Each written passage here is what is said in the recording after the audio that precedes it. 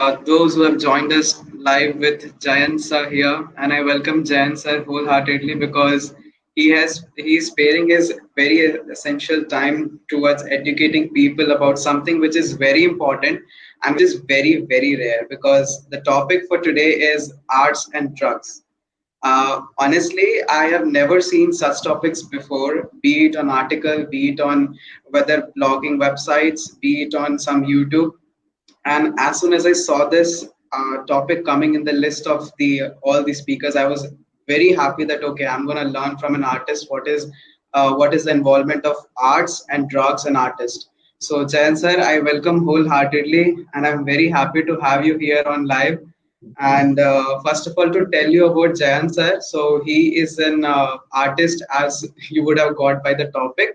He's also a poet. He's also an author. So if you all like to visit his Instagram page, I would recommend you the same because I went through and I was impressed by every writing, every content, every photographs, which is definitely reflecting something real out of life, something practical out of life, and something which is very unique and has its own spark.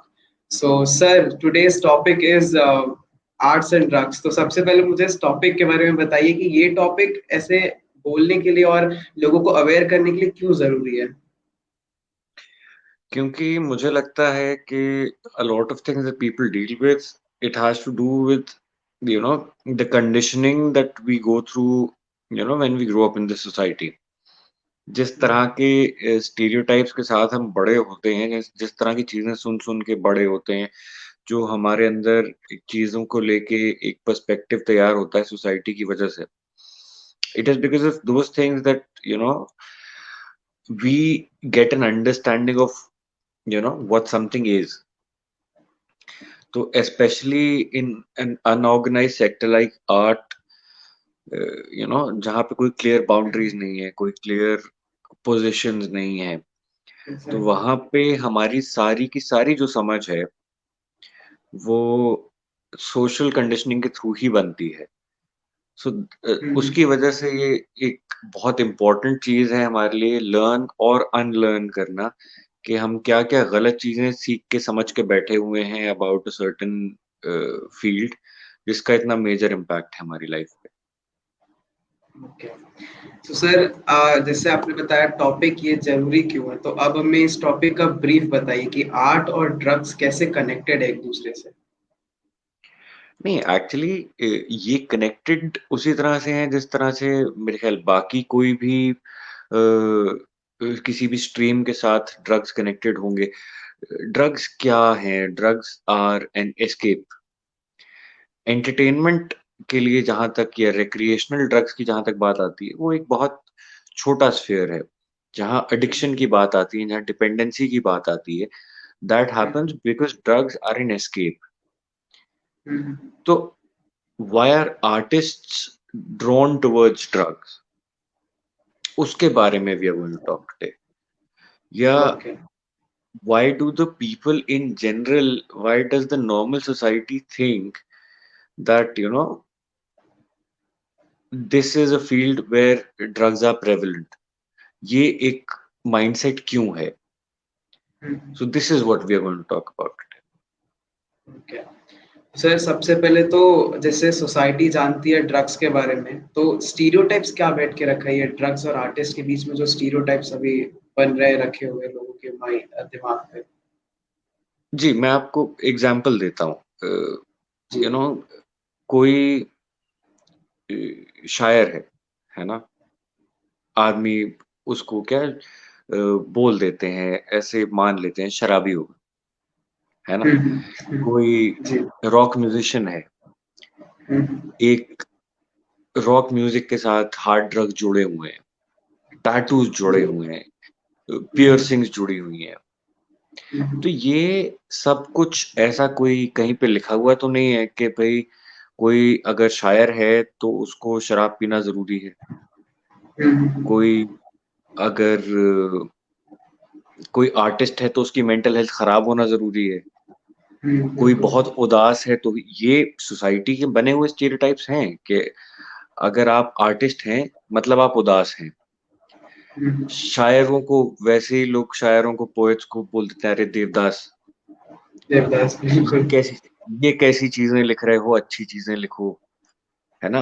तो basically जी जी कुछ वो उस तरह की चीजें हैं जिसमें अलग अलग, ये कहीं पे भी लिखा हुआ तो नहीं है कि किस किसी एक पर्टिकुलर फील्ड के आर्टिस्ट को इस तरह का होना जरूरी है, या बिल्कुल नहीं। उसका कंटेंट सैड होना जरूरी है या हैप्पी होना जरूरी है, इस तरह का कुछ भी जरूरी है, ऐसा कहीं भी कुछ नहीं लिखा हुआ। या कोई अगर बिल्कुल रॉक म्यूजिशियन है तो उसको टैटूज होने चाहिए या उसके कान छेदे हुए होने चाहिए, ऐसा तो कहीं पे भी नहीं लिखा हुआ। बट देन बिल्कुल why does this happen? Because probably at some point of time, some or the other iconic artist had that quality. एक कोई रॉक डेफिनेटली। म्यूजिशियन रहा होगा जो बहुत फेमस होगा, बहुत कमाल का आर्टिस्ट होगा, जो शायद ड्रग्स इस्तेमाल करता हो। तो लोग वहां स्टीरियोटाइप ऐसे करते हैं कि उसके आर्ट को उसके ड्रग्स से जोड़ने लगते हैं, जोड़ने लगते हैं बिल्कुल।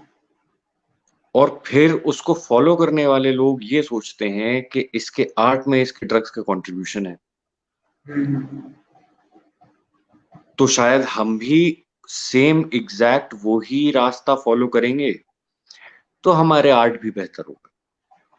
हम्म, क्या कोई आर्टिस्ट को तो नहीं पता होता, किसी बच्चे को तो नहीं पता होता बड़े होते हुए कि मैं अगर 7वीं क्लास में 6th क्लास में कोई पोम लिख रहा हूं तो उससे मेरी पर्सनैलिटी कैसे बनेगी। बिल्कुल। पर वो जो चीजें सोसाइटी में सुनता है कि एक सर्टेन तरह के कपड़े पहने जाएंगे, एक तरह की वेशभूषा होगी, दाढ़ी रखना जरूरी है।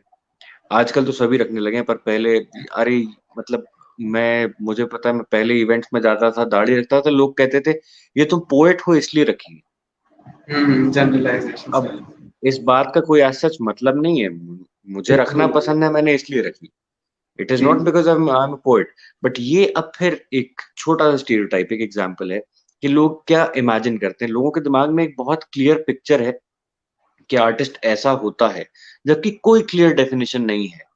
बिल्कुल। समाज में दिखने वाला कोई भी आदमी कैसा भी हो सकता है जो कि एक आर्टिस्ट हो, एंड लोगों के दिमाग में बस एक, सोसाइटी के दिमाग में एक क्लियर डेफिनेशन है और वो उसमें लोगों को उतारते हैं। बच्चे वही चीजें सुनते सीखते हैं, बड़े होते हैं तो वो सबकॉन्शियसली वही चीजें फॉलो करने लगते वही होता है, उसी एरिया पे। जी सर, और इसके बारे में जैसे देखा जाए तो कोई भी एक 18 से 22 साल के बीच का व्यक्ति होगा जो एक आर्टिस्ट है और उसको ऐसे स्टीरियोटाइप से वो घिरा हुआ है, तो किस तरह के मेंटल इश्यूज उसको देखने को मिल सकते हैं? मतलब पर्सनली उसको अंदर से उसके इमोशंस किस तरह से आते हैं जब वो लोगों से ऐसे स्टीरियोटाइप्स पे रहता है, तो या जब अकेले रहता है तो कैसे इमोशंस उनके होते हैं? जनरली आप उसको सुने होंगे बिकॉज उनके साथ आपने काम किया है। हैं। देखिए, आर्टिस्ट्स के इमोशंस में और नॉर्मल समाज के किसी भी आदमी के इमोशंस में there is only one difference, and that difference is that to be an artist, I think you need to be more sensitive, right? You hmm feel more, you see the emotions more acutely. हम्म तो बस यही है कि जो चीजें एक normal आदमी society में फील कर रहा है, एक आर्टिस्ट उसको और मैग्नीफाई करके फील कर रहा फील है ना। करता है। तो सिमिलरली एन आर्टिस्ट, तो हुआ क्या, 10 लोग सोसाइटी में से उठाए गए जिसमें से 4 लोग ऐसे हैं जो इमोशनली ज्यादा सेंसिटिव हैं, हम्म, जिनकी इमोशनल सेंसिटिविटी ज्यादा है। तो मैं ये ज़्यादा नहीं कहूंगा कि वो 4 लोग आर्टिस्ट हैं, मैं ये कहूंगा वो 4 लोगों का आर्टिस्ट होने का और अच्छी आर्ट क्रिएट करने का चांस बढ़ जाता है, जी जी क्योंकि वो बिल्कुल। दुनिया को एक बड़े चश्मे से देख रहे हैं। Now hmm, similarly what happens is कि क्योंकि वो इमोशनल सेंसिटिविटी आर्टिस्ट में ज्यादा है, तो they become more prone to mental health issues as well, है ना। जी जी दूसरी चीज, सबसे बड़ी चीज ये है, आर्ट सेक्टर जो है वो एक ऑर्गेनाइज सेक्टर नहीं है बिल्कुल ना। It is a permanent struggle. Financial independence कभी नहीं होती अनलेस आप बिल्कुल सक्सीड कर गए हो, है ना। फाइनेंशियल इंडिपेंडेंस नहीं होगी, सोशल आपको ट्रॉमा झेलना ही पड़ता है कि सोसाइटी में जब आप 30 साल 35 साल के हो चुके हैं और आप एक आर्टिस्ट हैं, तो आपके जो हम उम्र लोग होंगे जो आर्टिस्ट नहीं होंगे, वो सब लोग एक कंपैरेटिवली काफी स्टेबल लाइफ लीड करेंगे। तो एक सोसाइटल लेवल पे भी आप परेशान रहते हैं, फिर एक पर्सनल लेवल पे भी आप परेशान रहते हैं, because all the time you are introspecting. क्योंकि डेफिनेटली। हर आर्टिस्ट ऐसा नहीं होता कि अपनी स्ट्रगल को खुद को कमिट कर पाए परमानेंटली। एक आर्टिस्ट ऐसा नहीं हो सकता कि 25 साल की उम्र में कह दे कि मैंने जिंदगी भर यही करना है। बिल्कुल सही। ऐसे कुछ एग्जाम्पल्स होते हैं, बट ज्यादातर नहीं होते। ज्यादातर के लिए it is an every day question answer thing with themselves of when should I stop or when should I start, you know, going out and looking for a job because I do not think this is working out. So, एक artist at any point of time is more vulnerable to mental illnesses or to mental health concerns because of first his emotional vulnerability, his or her emotional vulnerability. Second, because of the societal problems. Third, because of the financial issues. And fourth, because of the personal issues. The questioning of self worth, self image issues होते हैं। अगर आप कोई भी किसी भी तरह के विजुअल आर्ट में हैं, बॉडी इमेज इश्यूज होते हैं, फिटनेस इश्यूज होते हैं, यू नो अगर आप लिख रहे हैं तो क्रिएटिव ब्लॉक्स के इश्यूज होते हैं, आप महीनों तक कुछ नहीं लिख पाए तो वो महीने कितने सेल्फ डाउट में निकलते हैं। तो ऐसी बहुत सारी चीजें हैं जो आर्टिस्ट को ज्यादा वल्नरेबल छोड़ देती हैं मेंटल हेल्थ इश्यूज के लिए। ओके। एंड सर अगर हम इंडिया के रेस्पेक्ट में देखें, बिकॉज मैंने देखा है ऑनलाइन जो इंटरनेशनल आर्टिस्ट रहते हैं वो उनकी वैल्यू कहीं ज़्यादा रहती है उनके जगहों पे, बट जहाँ हम इंडिया की बात करते हैं तो वहाँ पे स्टीरियोटाइप्स मेजर रोल प्ले करता है, या फिर जो गवर्नमेंट ने ये आर्टिस्ट लोगों के लिए कोई अलग से एक भी ऐसे लाइन नहीं छोड़ी है, या इंडियन का एजुकेशन सिस्टम होना चाहिए जो इसके लिए कोई भी अलग से एक ऑर्गेनाइज सेक्टर नहीं देता है। तो दोनों में से क्या मेजर रोल प्ले करते हैं, कि जो सोशल फैक्टर है वो, या फिर गवर्नमेंटल या एजुकेशन फैक्टर? देखिए, बड़ी सिंपल सी चीज है, स्टीरियोटाइप्स को तोड़ने का केवल एक ही तरीका होता है, एंड दैट इज एजुकेशन। हम अपने किताबों में हर प्रोफेशन के बारे में पढ़ते हैं, है ना। We read about everybody, we read about doctors, lawyers, engineers, politicians also, but we never read about the art field, right? Now the problem is कि जब तक आर्ट को लेके, आर्ट की अलग अलग स्ट्रीम्स को लेके जो स्टीरियोटाइप्स हैं वो तोड़े नहीं जाएंगे, या स्कूल लेवल पे ये एक ये अवेयरनेस नहीं दी जाएगी कि एज एन आर्टिस्ट क्या करियर ऑप्शंस होते हैं। अगर आप एक पेंटर हैं तो आप क्या क्या तरह के करियर ऑप्शंस में जा सकते हैं।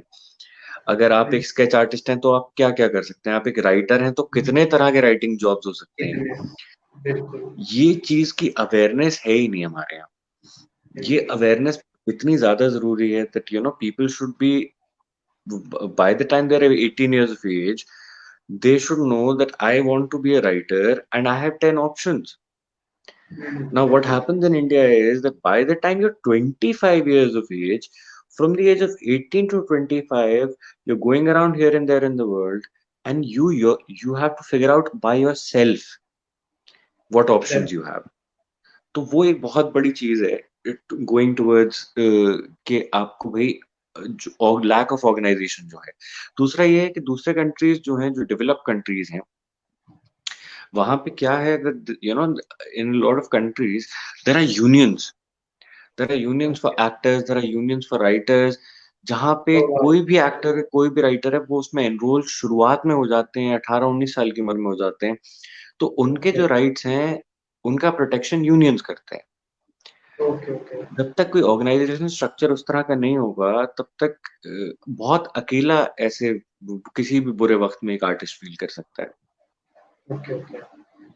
सर प्लस एक चीज और जो मैंने देखी है कि आर्टिस्ट को अंडररेट बहुत किया जाता है, चाहे मैं उसको पेंटर वाले आर्टिस्ट की बात करूं या राइटर वाले या फिर ग्राफिक डिजाइनिंग पे डिजिटल जैसे भी, तो उनको अंडर रेटिंग भी बहुत मिलते हुए देखा है। मेरा खुद के भी मतलब मेरे खुद के भी ऐसे बहुत सारे फ्रेंड्स हैं, सीनियर्स हैं जिनको आर्टिस्ट बनने के लिए मतलब वो ऐसा हो गया कि उनका काम बहुत छोटे लेवल का है। सबसे पहली चीज़ तो उनको ये माना जाता है कि यार वो तो 2 मिनट का काम है, वो हाथ घुमाएगा बन जाएगा।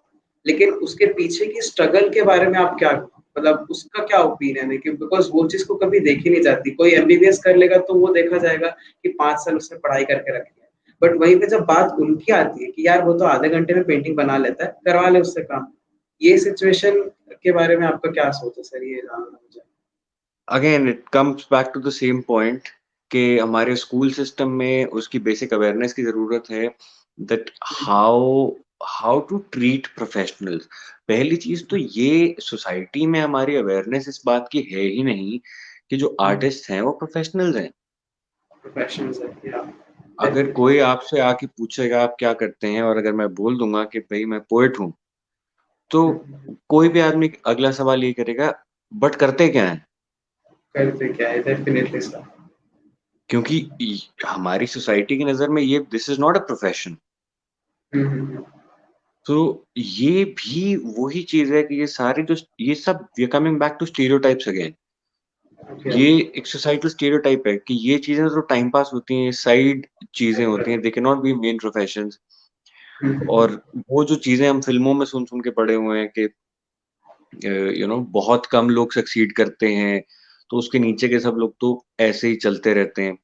तो हुँ, ये जो हुँ। सारी चीजें हैं ये हमको क्या सिखाया जाता है अवेयरनेस में स्कूल करिकुलम के through that artist are also professionals and ये सारी चीजें actually contribute to the mental health issues that artist face. Okay. है ना? जब कोई आर्टिस्ट है एग्ज़ैक्टली। जिसको जो रिकॉग्निशन मिलना चाहिए, जिसको जो पैसा मिलना चाहिए, उसको एक-एक पैसे के लिए हर आदमी से हर क्लाइंट से बहस करनी पड़ रही है। तो ये उसकी मेंटल हेल्थ पे असर डालता है over a period of time. Exactly sir. So sir इसके लिए अल्टरनेटिव्स क्या हो सकता है? मतलब अगर करंट सिचुएशन को देखा जाए तो अगले 10 साल आने तक के तो आई डोंट थिंक सिचुएशन एकदम से बढ़ने वाली है। तो एस्केपिज़म्स क्या हो सकती है आर्टिस्ट के लिए सबसे पहली चीज़? नहीं तो सबसे बड़ी चीज़ वही है कि जब हम आर्ट और ड्रग्स की बात करते हैं, है ना? तो क्या है कि पहली चीज़ कोई ऑर्गनाइज़ेशन स्ट्रक्चर जो कि नहीं है आर्टिस्ट के पास, अगर for example somebody let's take the example of a female artist, right? Who is struggling, है ना? To make it big. Now उसके बराबर उसकी उम्र की एक प्रोफेशनल लड़की who is working in the IT sector. Now, in the IT sector, if that female encounters harassment at any point, hmm, hmm. there is a hierarchy. There are laws, hmm, hmm. right? कि भाई हर company में rules होते हैं कि भाई if you encounter any sort of harassment, this is the person that you go and report to. You hmm, report to hmm. your immediate superior. If the immediate superior is the harasser, you report to their superior. Exactly. Now art industry जैसी जगह पे इस तरह का कहीं कुछ है ही नहीं। बिल्कुल नहीं। कोई हायरार्की नहीं है, तो लोग बिल्कुल। फँसे हुए हैं। ये तो एक छोटा-सा एग्ज़ाम्पल है ना? क्योंकि तो फिर कोपिंग मैकेनिज़्म्स की बात आती है। मैंने पहले वो बात करी कि financially, personally, socially artist struggle करेगा ही। तो उस सब के बाद वो स्ट्रगल के फेज़ में आर्टिस्ट अगर कोई है तो how is that person supposed to deal with their mental health issues? This is somebody who already is not making enough money. They don't have money for therapy. They don't have money to go to a psychiatrist, right?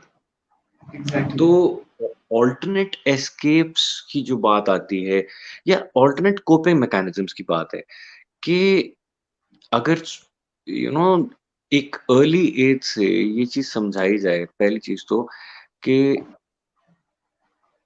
It does not matter if you are a doctor, a lawyer और an artist, आपकी social बिल्कुल, standing वही रहेगी, वही रहेगी, exactly. है ना? You are still the same, आप कम या ज्यादा नहीं हो जाते, एग्ज़ैक्टली। राइट? फिर ये समझाया जाए कि भाई हमको कि हमारे पूरे स्कूल सिस्टम में कहीं पे भी ये चीज समझाई ही नहीं जाती that how to deal with pressures of the job, whether it's a job in medicine, whether it's a job in the government sector, the private sector, or in the arts. ये चीज हमको कभी सिखाई ही नहीं जाती, यू नो। Exactly. मेडिटेट करना, mindfulness, इस तरह की कोई भी चीज, physical exercise, how to deal with things positively, how to create goals, इस तरह की कोई भी चीज हमारे स्ट्रक्चर में कहीं पे भी है ही नहीं। तो Very. It is important for governments and policymakers to look at, certain areas, Mhm. so that people are, people find remedies to cure their lives easily Mhm. instead of Exactly. using drugs as a distraction. Mhm. देखिए, पहले से ही ये चीज artist के दिमाग में societal stereotypes के through घुसा दी गई है कि आर्टिस्ट ड्रग्स करने से बेहतर हो जाते हैं, या जी. लाइफ इतनी खराब है एज एन आर्टिस्ट के फंक्शन करने के लिए आपको ड्रग्स चाहिए। Exactly. अगर ये बात कोई आदमी उतनी नहीं भी मानता, तो Mhm. फिर जब परेशानी का वक्त आएगा तो वो थोड़ा सा अपने परेशानी से डिस्ट्रैक्शन के लिए बाद में वो Mhm. समझेगा कि नहीं, ये तो सब कहते ही हैं कि बेहतर मैं हो जाऊंगा, Mhm. तो फिर वो आदमी ड्रग्स का सहारा लेगा ही। टीन आर्टिस्ट और राइट। तो ये हम्म, एक बहुत इंपॉर्टेंट चीज है कि हर जगह पे सोसाइटी के तौर पे भी हम अपने वर्क स्ट्रेस, जो भी हम काम करते हैं, उससे डील करने के कोपिंग मैकेनिज्म निकालें। अच्छा, that's very important at the moment. तो सर ये सब तो ठीक है गवर्नमेंटल लेवल पे हुआ, लेकिन पर्सनल लेवल पे हम लोग कैसे कर सकते हैं? क्या हमको बेहतर एलाइज की जरूरत है? क्या हमारा मेजर एरिया होना चाहिए सबसे पहले काम करने के लिए? बिकॉज गवर्नमेंट तो बहुत ज्यादा ही टाइम देने वाली है इस चीज पे। डेफिनेटली हमको बेहतर एलाइज की जरूरत है, पर बेहतर एलाइज कहाँ से आएंगे? देखिए, पहली चीज तो ये है कि अगर हम चाहते हैं कि सोसाइटी इन सेल्फ एलाई बन जाए, तो बहुत बड़ी चीज है तो। उसका तरीका तो वही है कि एक एजुकेशनल रेवोल्यूशन हो। बट उसके एग्जैक्टली। अलावा मेजर अभी इम्पोर्टेंस इस चीज की है, अवेयरनेस की, कि आर्टिस्ट के बारे में जो स्टीरियोटाइप्स हैं वो एक एक करके सिस्टमैटिकली तोड़े जाएं। एग्जैक्टली। ऐसे आर्टिस्ट, ऐसे बड़े आर्टिस्ट सामने आए जो स्टीरियोटाइप्स में फिट नहीं होते, और वो आके बताएं कि देखिए हम इसमें से किसी स्टीरियोटाइप में फिट नहीं होते, फिर भी हम अच्छे आर्टिस्ट हैं। एग्जैक्टली।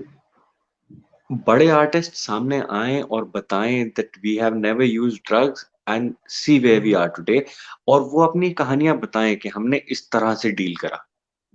एग्जैक्टली। है ना? जब आपके आइकॉन्स जो हैं, जब आपके आइडल्स जो हैं, वो आपके सामने आएंगे और अपनी कहानियां, पॉजिटिव कहानियां बताएंगे और अपने तरीके बताएंगे डील करने के, तो वो एक बहुत major influence on the youth हो जाता है कि सडनली एक बड़ा एग्जैक्टली। चेंज उस चीज से आ सकता है। बट बात वही है कि हमारे यहाँ के आर्टिस्ट जो भी सक्सेसफुल हो गए हैं पिछले काफी सालों में, या नहीं शुरुआत से ही, हिंदुस्तान में वो आर्टिस्ट कभी भी सोशली या पॉलिटिकली वोकल हुए हैं ही नहीं। तो उसकी वजह से प्रॉब्लम ये है कि नुकसान, उनके जो पोजीशन उन्होंने हासिल कर ली है उसका फायदा तो उनको हो रहा है, पर उसका फायदा जो वो सोसाइटी को पहुंचा सकते हैं वो नहीं हो रहा। वो नहीं हो रहा तो ये एक बहुत इंपॉर्टेंट है। चीज है कि जो लोग वहां पहुंच गए हैं, और and those who can be good role models, they should come forward.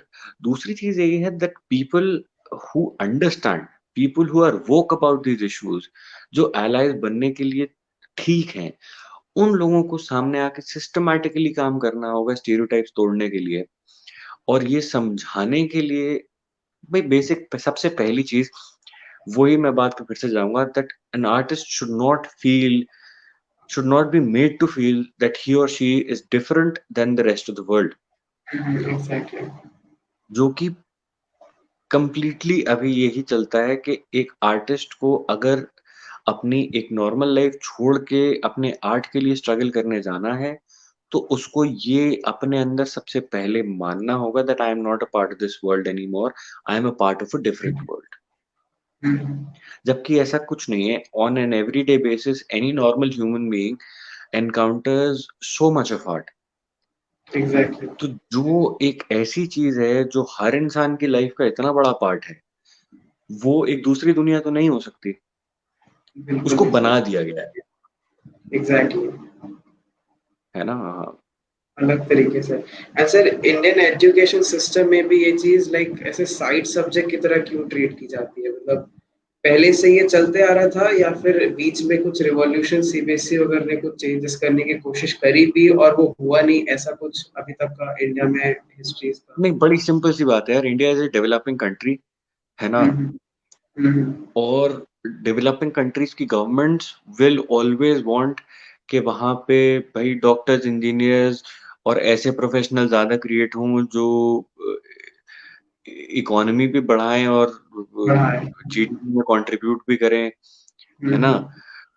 तो ऑब्वियसली वो आर्टिस्ट पे कभी ध्यान दिया ही नहीं गया, फाइनेंशियल ओरिएंटेड। है ना? आर्टिस्ट को लेके एक और क्या स्टीरियोटाइप है, घर छोड़ देते हैं, सालों साल भूखे पड़े रहते हैं, स्ट्रगल करना पड़ता है, घर बार नहीं संभाल पाते, फैमिली कहाँ से संभालोगे अगर आर्टिस्ट होंगे तो। ये सारी चीजें इसीलिए कभी क्योंकि गवर्नमेंट ने भी कभी उनकी तरफ कोई ध्यान आज सच नहीं दिया, किसी गवर्नमेंट ने नहीं दिया। क्यों? क्योंकि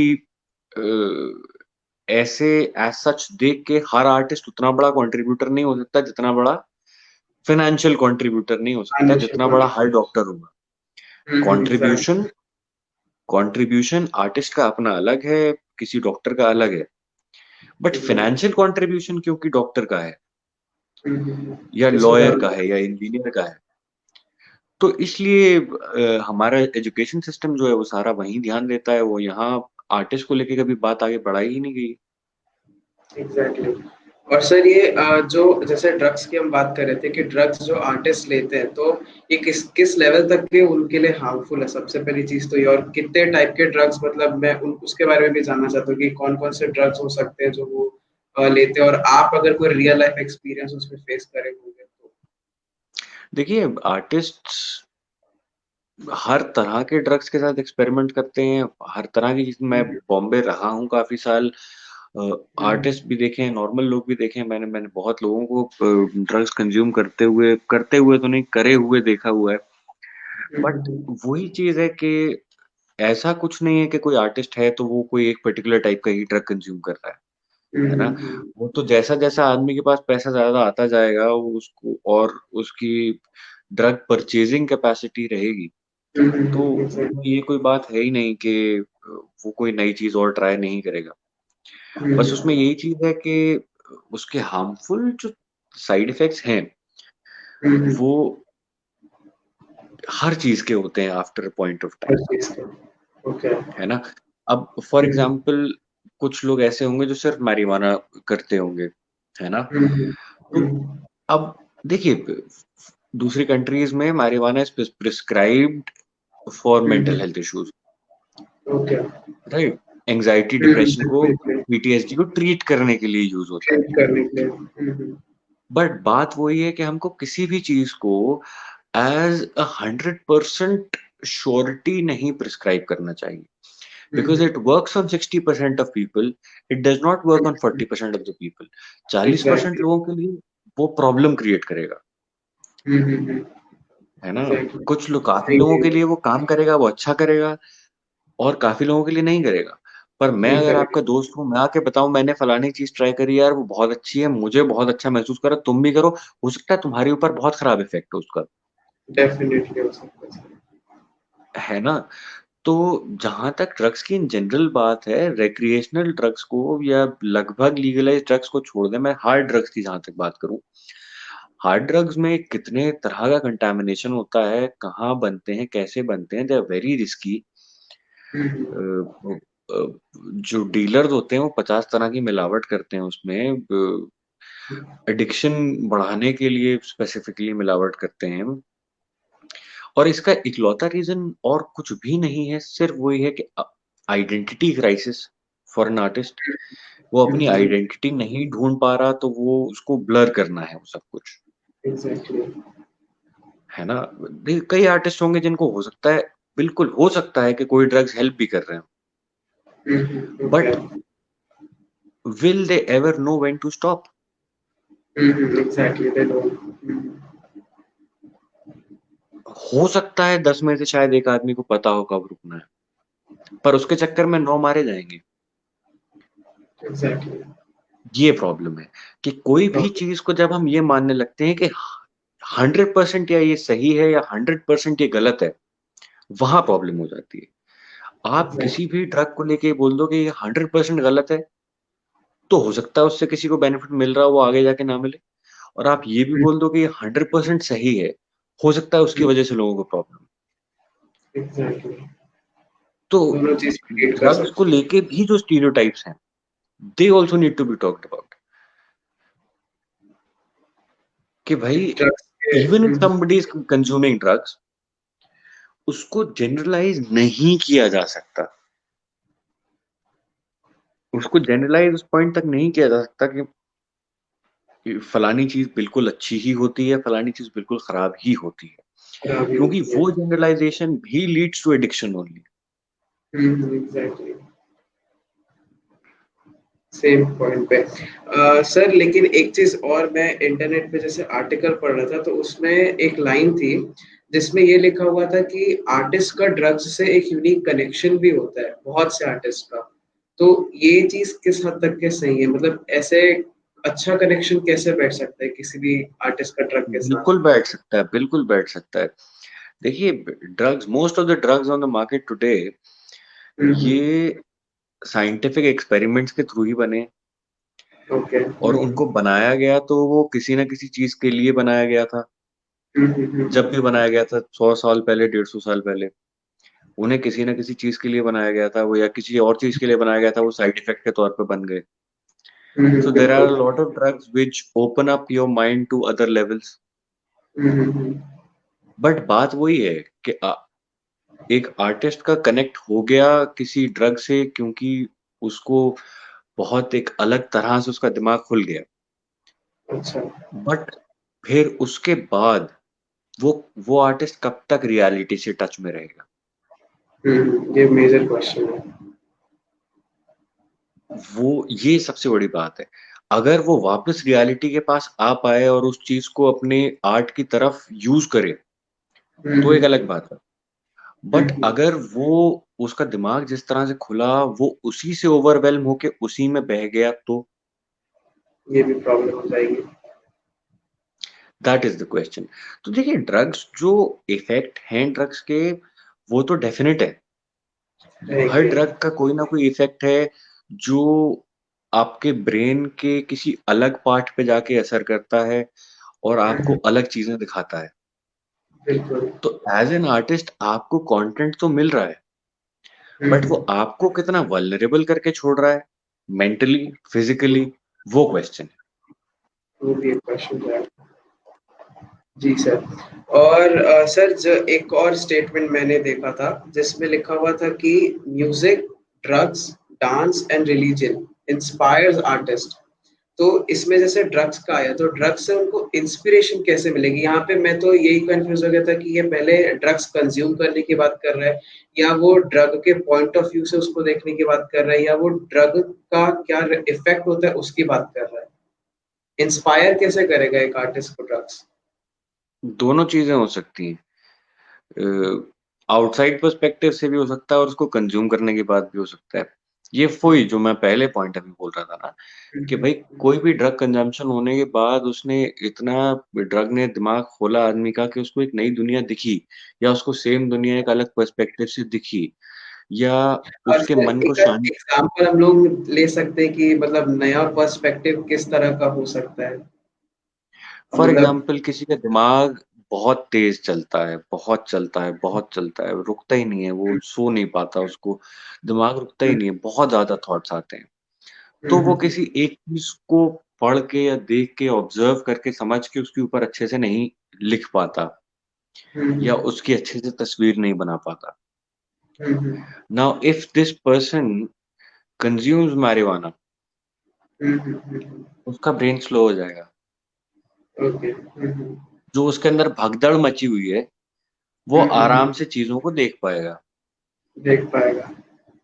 ठीक है, तो फिर उसके लिए तो ये बहुत अच्छी चीज हो गई, उसके लिए तो एक बून हो गया, है ना, एग्जैक्टली। कि मैं अब चीजों को देख, मैं चीजों के साथ वक्त ले पा रहा हूँ।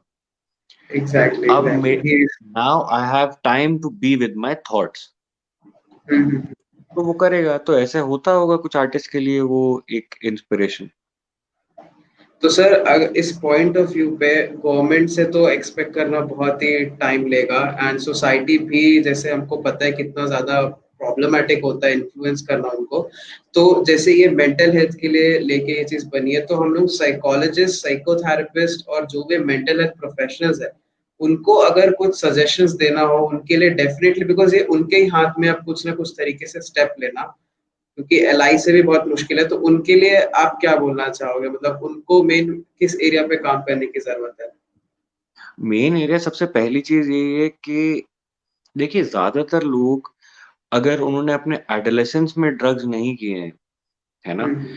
अपने ट्वेंटीज की अर्ली ट्वेंटीज तक ड्रग्स नहीं किए हैं, उसके बाद अगर वो करते हैं तो दे हम्म। डू इट, या तो शॉर्ट टर्म यूजेज है ना, कि फॉर एंटरटेनमेंट रिक्रिएशनल पर्पस। अगर हम्म। वो एज अ डिस्ट्रैक्शन यूज कर रहे हैं, then it is as a last resort. Exactly. तो एज साइकाइट्रिस्ट, साइकोथेरेपिस्ट, ये चीज देखना बहुत जरूरी है कि artist do not reach that point कि उनके पास डिस्ट्रैक्शन का या रिलैक्सेशन का और कोई जरिया ना बचे। ना बचे। आर्टिस्ट सीखें कि उनको अपने सिचुएशन से कैसे डील करना है। वो भागे ना, कॉन्फ्रंटेशन सीखें, अपने आप से कॉन्फ्रंटेशन सीखें, है ना। दे स्टार्ट कॉन्फ्रंटिंग देयर प्रॉब्लम्स, अपने प्रॉब्लम से हम्म। भागे ना। आइडेंटिटी क्राइसिस नहीं पड़े। आइडेंटिटी क्राइसिस कब नहीं पड़ेगा? जब जाके उनको अपनी सोशल स्टैंडिंग पे कॉन्फिडेंस आएगा, एग्जैक्टली। जब उनको अपनी आइडेंटिटी एज एन आर्टिस्ट पे कंसंट्रेशन आएगा। Exactly, when people are gonna cherish their identity. बिल्कुल। एग्जैक्टली। तो सर उसके लिए साइकोलॉजिस्ट एग्जैक्टली कर क्या सकते हैं? मतलब मैंने जैसे कैंपेन्स अटेंड करे हैं, मैंने ऑनलाइन कोर्सेज देखा है, ऑनलाइन वेबिनार्स देखा है, तो ऐसे टॉपिक्स पे वेबिनार्स करना ज्यादा इफेक्टिव है या लोगों से डायरेक्टली रीच करना या कोर्सेज लॉन्च करना, किस तरह नहीं, से मतलब सी, for exactly? Artist it's a very personal thing, है ना। हम्म।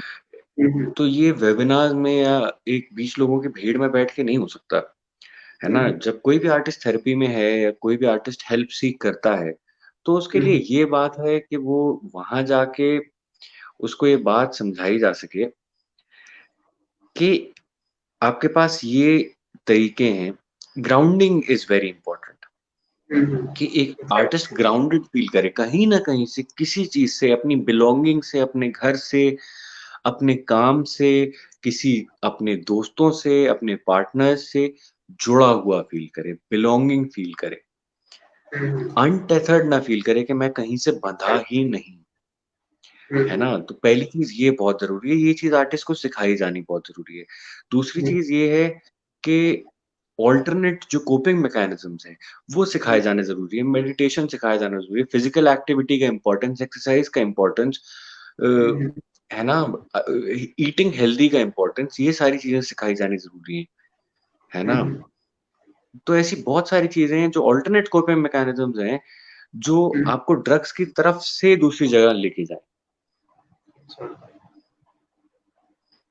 सर ये एग्जैक्टली एंड ऐसा पीरियड कैसा रहता है जिसके मतलब जिसके बाद में ड्रग से उनको डील करना बिल्कुल भी सही नहीं रहता है? मतलब ये तो मैं समझ गया कि वो उनको समझ आना चाहिए खुद से, बट एग्जैक्टली वो पीरियड कैसा रहता होगा जिसपे वो डील करते देखिए, हैं? For somebody who has tried drugs, या जिसने ओकेजनली यूज करा है, हम्म। उसके लिए सबसे ज्यादा प्रॉब्लमैटिक पीरियड वो है जब वो हम्म। किसी परेशानी के टाइम में या किसी भी नेगेटिव इमोशनल टाइम में हम्म।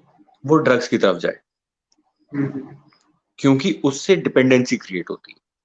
Exactly. For example, today I had a fight, hmm. मेरी किसी से मेरे काम की वजह से लड़ाई हुई, बहस हम्म। हुई, हम्म। और मैंने उसके बाद सोचा कि मैं शराब पीता हूँ, हम्म। और मुझे उससे रिलीफ महसूस हुआ। हम्म। ऐसा 4 बार और हुआ।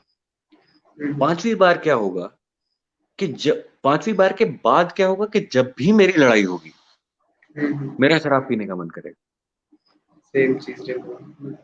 तो ऐसे एक डिपेंडेंसी क्रिएट होती है। तो किसी भी आर्टिस्ट के लिए नहीं, कि जनरली भी किसी भी इंसान के लिए सबसे ज्यादा वल्नरेबिलिटी का मोमेंट वो होता है जब किसी नेगेटिव इमोशनल टाइम में वो किसी भी ड्रग या इंटॉक्सिकेंट की तरफ जाए, क्योंकि उससे एक भारी डिपेंडेंसी क्रिएट होती है जो फिर उसके बाद छुड़ाना मुश्किल होता है। एडिक्शन भले ही हो ना हो, वो एक डिपेंडेंसी क्रिएट हो जाती है। डिपेंडेंसी क्रिएट होती है। और सर आपके ऐसे कोई रियल लाइफ एक्सपीरियंसेस, मतलब आपके लाइफ से नहीं, आपके आसपास जो थे, तो अगर वैसा एक आध केस हमको पता चल सके तो, जो जी बिल्कुल। जिस कंडीशन में उनको साइकोलॉजिस्ट या काउंसलर के पास जाके ट्रीटमेंट लेना पड़ा।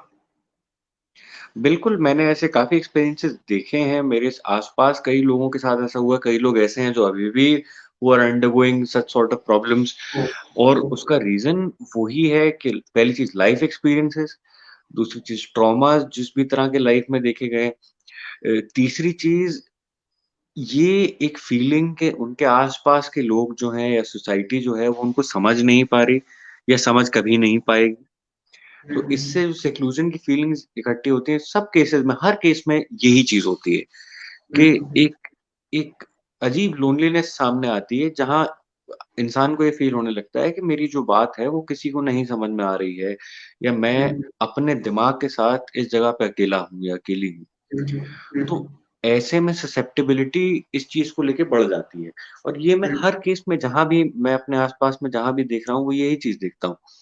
कि वो भले ही अल्कोहल के साथ हो, भले ही स्मोकिंग के साथ हो, भले ही ड्रग्स के साथ हो, वो सेम यही चीज़ होती है कि एक आइडेंटिटी क्राइसिस की वजह से या लाइफ के ट्रॉमास की वजह से, लाइफ एक्सपीरियंसेस की वजह से एक ऐसा डर क्रिएट होता है, एक ऐसी लोनलीनेस क्रिएट होती है कि एक इमीडिएट वहाँ से भागने का ऑप्शन ड्रग्स या इंटॉक्सिकेंट्स के अलावा कुछ और नहीं दिखता। मैंने जहाँ भी देखा मुझे वो ही एग्ज़ैक्ट सेम एक पैटर्न देखने को मिला। और उसके बाद क्या होता है कि over a period of time शुरुआत के कुछ टाइम वो ड्रग्स हेल्प भी करते हैं, वो भले ही साइकोलॉजिकली हो, और उसके बाद धीरे-धीरे, धीरे-धीरे करके वो ड्रग के नए नेगेटिव इफ़ेक्ट सामने आते हैं। नेगेटिव इफेक्ट्स आते हैं।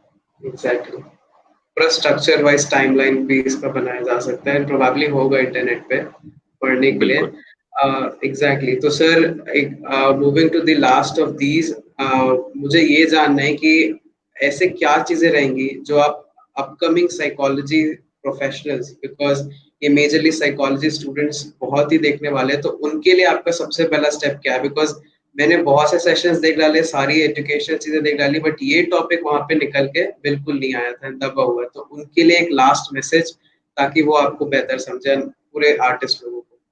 So I've been to a lot of therapists. I've been to a lot of mental health professionals. The problem that I have faced many times is that artists का perspective या ऐसे लोगों का perspective जो normal society को belong नहीं करते, psychologist या psychotherapist समझते ही नहीं है, because they do not okay. come from the same background, या उनका same mental frame of mind नहीं होता. So it is very important to, before treating such people, it is very important to know कि ये अलग हैं। जैसे मुझे कई लोगों ने, कई मेंटल हेल्थ प्रोफेशनल्स ने इस तरह की एडवाइस दी है मुझे नॉर्मल बनाने के लिए, ओ गॉड। जहाँ ओके। जाके मुझे ये समझाना पड़ा कि मुझे नॉर्मल नहीं बनना है। Oh god. Okay okay. Where I was sort of, you know, I was sort of told कि your problem is that you're not normal. Oh God.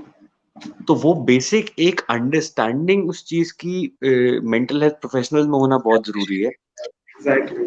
कि there are different people and there are some people जिनको आप एक सिर्फ routine follow करके life change करने को नहीं बोल सकते, जिनको आप एक टाइम टेबल देके या एक्सरसाइज करके उनकी लाइफ बेहतर करने को नहीं बोल सकते। इनके जो मेंटल हेल्थ रिक्वायरमेंट्स हैं वो थोड़े ज्यादा हैं। ओके।